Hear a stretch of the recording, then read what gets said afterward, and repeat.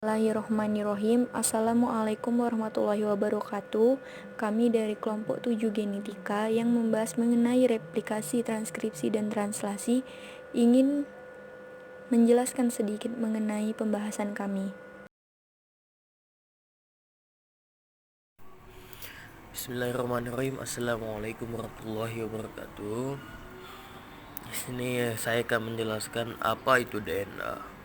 Ya, DNA itu adalah singkatan dari deoksiribonukleik acid yang merupakan makromolekul berupa benang yang sangat panjang yang terbentuk dari sejumlah besar deoksiribonukleotida yang masing-masing tersusun dari satu basa, satu gula, dan satu gugus fosfat. DNA diibaratkan sebagai otak yang dapat mengatur segala proses di dalam tubuh. Di samping itu, DNA juga mempunyai peran penting dalam pewarisan sifat, yang mana DNA merupakan suatu senyawa kimia yang penting pada makhluk hidup. Tugas utamanya membawa materi genetik dari suatu generasi ke generasi berikutnya. DNA juga merupakan senyawa polinukleotida yang membawa sifat-sifat keturunan yang khas pada kromosom.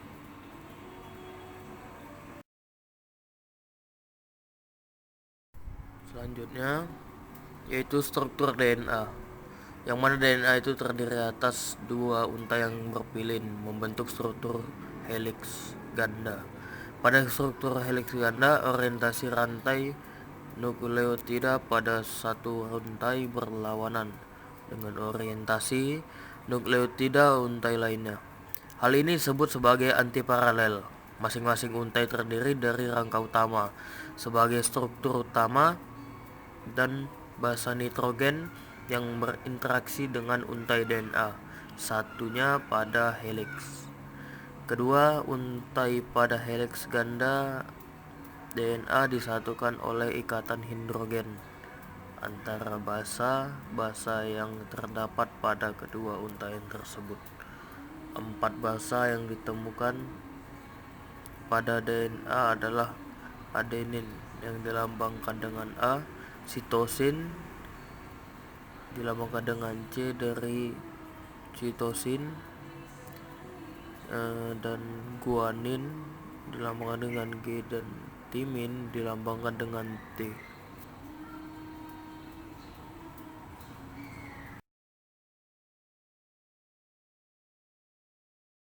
Selanjutnya masuk kepada model DNA. Watson dan Crick menyatakan bahwa setiap untai DNA dapat berperan sebagai cetakan bagi untai komplementernya.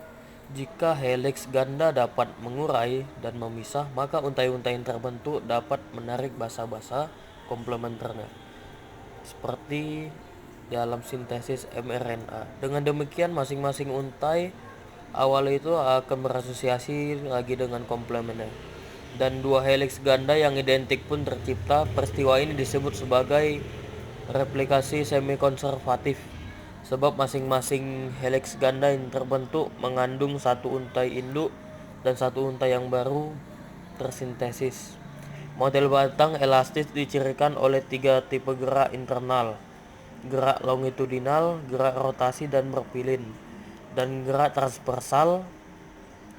Model DNA tingkat kedua memasukkan perhitungan bahwa model DNA terdiri dari 2 rantai polinukleotida dapat dimodelkan dengan 2 batang elastis yang berinteraksi lemah di antara mereka, serta tergulung. Model DNA tingkat ketiga memperhitungkan tiap-tiap rantai terdiri dari 3 subunit: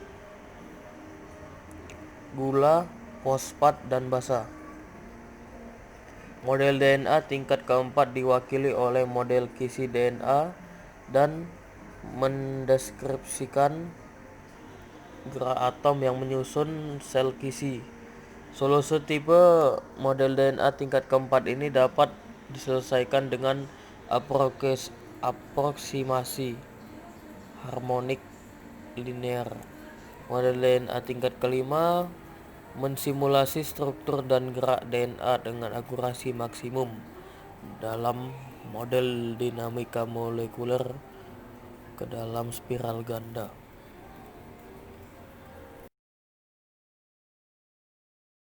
Baiklah, masuk ke dalam replikasi. Replikasi ini terdiri dari DNA. DNA yang mempunyai kemampuan untuk mengadakan replikasi, yaitu memperbanyak atau menggandakan diri. Dengan kata lain, DNA itu mampu membentuk DNA baru yang sama persis dengan DNA yang awalnya. Lalu replikasi ini juga berlangsung pada sel-sel muda saat interfase atau mitosis, yaitu saat sel siap melakukan pembelahan. Replikasi DNA ialah suatu proses menurunkan sifat genetik sehingga suatu jasad hidup tetap menurunkan jenisnya. Replikasi DNA bukan merupakan proses yang sederhana, melainkan proses yang kompleks. Replikasi DNA ialah proses memperbanyak bahan genetik atau genom, DNA dan RNA. Fungsi replikasi ini merupakan fungsi genotip. Perbedaan struktural molekul bahan genetik DNA menyebabkan perbedaan mekanisme replikasi pada prokariot dan eukariot. Replikasi pada prokariot ini dimulai dari satu situs awal replikasi ori dan berlangsung kedua arah menuju daerah terminasi replikasi pada eukariot dimulai dari banyaknya ori bergerak ke dua arah.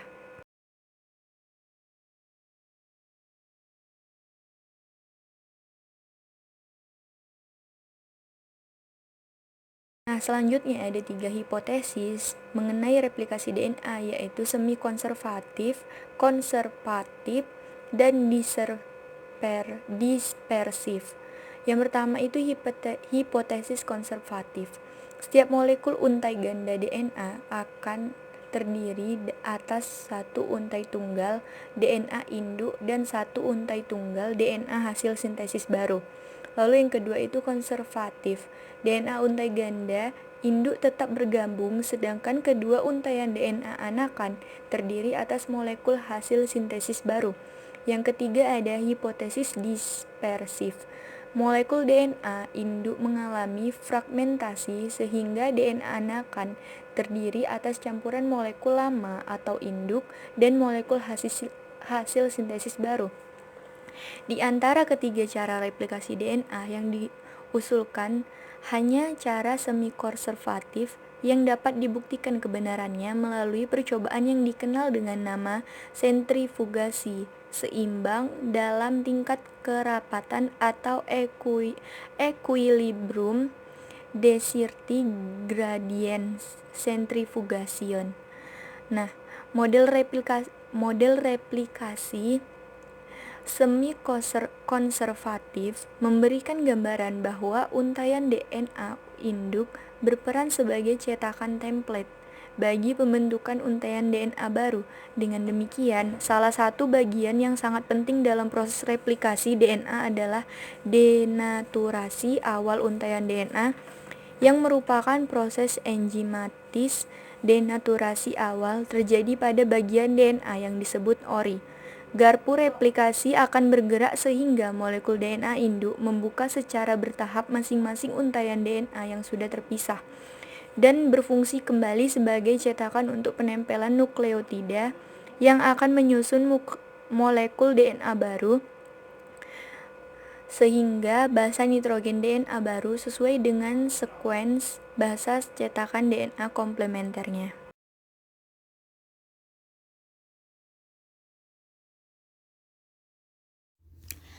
Nah, kemudian kita masuk pada proses transkripsi. Nah, apa itu transkripsi? Nah, transkripsi ini adalah suatu proses di mana RNA terbentuk dari hasil percetakan DNA. Nah, beberapa faktor yang turut berperan dalam proses transkripsi ini seperti RNA polimerase, promotor, enhancer, dan faktor transkripsi.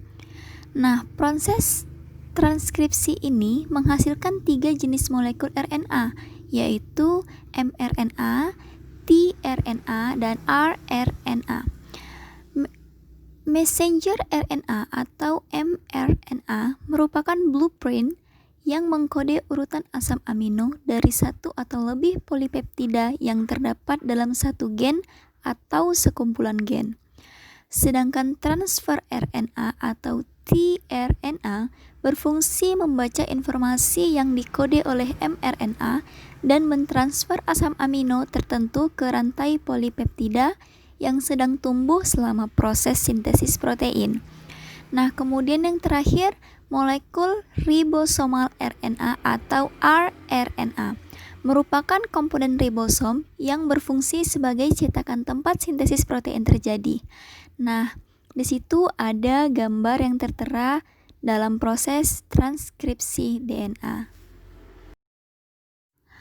Nah, kemudian kita masuk pada tahap translasi atau biosintesis protein. Dalam proses translasi, asam amino akan dirangkaikan dengan asam amino lainnya untuk membentuk rantai polipeptida atau protein. Jenis asam amino yang dirangkaikan ditentukan oleh urutan nukleotida yang terdapat pada molekul mRNA. Jadi, mRNA digunakan sebagai model cetakan bagi sintesis protein. Asam amino dirangkaikan dengan asam amino lain dengan ikatan peptida yang dilakukan oleh ribosom. Nah, tahap translasi ini terdiri dari 3 tahapan, yaitu inisiasi, elongasi, dan terminasi. Proses yang terjadi pada ketiga tahap tersebut adalah ketika seutas molekul mRNA bergerak melalui ribosom. tRNA menambahkan muatan asam amino ke rantai polipeptida yang sedang tumbuh saat antikodon membentuk ikatan hidrogen dengan kodon komplementernya di mRNA, sehingga kodon dapat ditranslasikan menjadi asam amino satu demi satu. Kemudian sel membutuhkan ribuan protein yang berbeda setiap waktu. Protein-protein ini harus disintesis, dibawa ke tempatnya, berfungsi dan didegradasi bila tidak diperlukan lagi.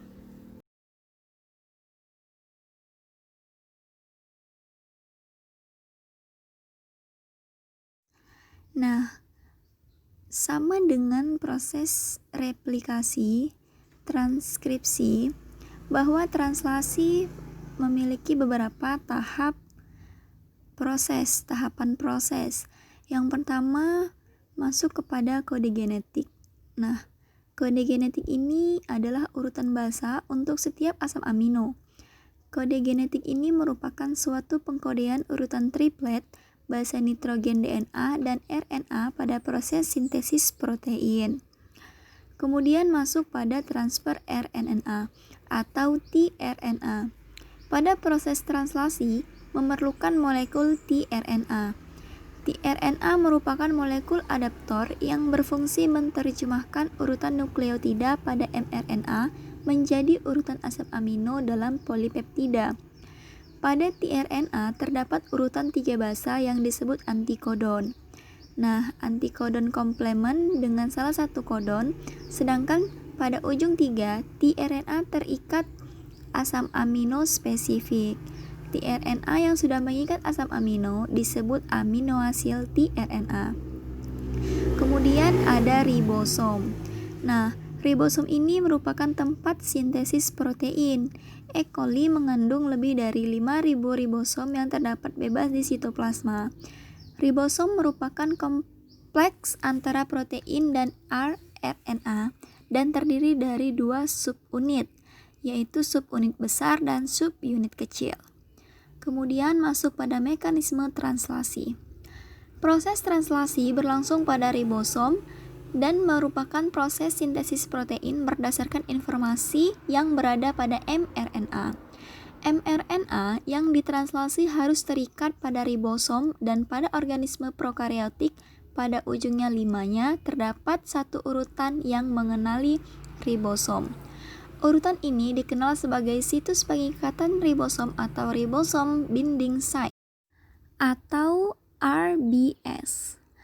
Kemudian masuk pada translasi pada prokariotik. Nah, komponen pada tahap inisiasi organisme prokariotik ini meliputi kodon inisiasi atau AUG, 3 faktor inisiasi atau EFI, EF2, dan EF3, tRNA inisiator atau fMet dan tRNA, ribosom subunit 30S dan 50S, dan GTP.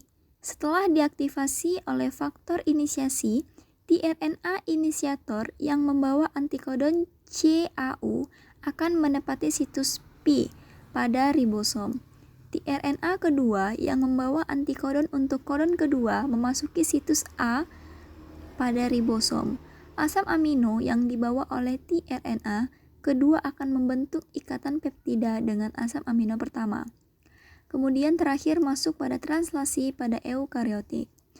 Inisiasi translasi pada organisme eukariotik mirip dengan inisiasi pada organisme prokariotik, tetapi urutannya berbeda dan melibatkan faktor inisiasi yang lebih banyak. Perbedaan tersebut disebabkan oleh perbedaan struktur ribosom dan kedua organisme. Faktor inisiasi translasi untuk organisme eukariotik dinamai EIVS atau Eukaryotic Infination Factor. Terima kasih. Sekian presentasi dari kami, lebih dan kurangnya kami mohon maaf. Wassalamualaikum warahmatullahi wabarakatuh.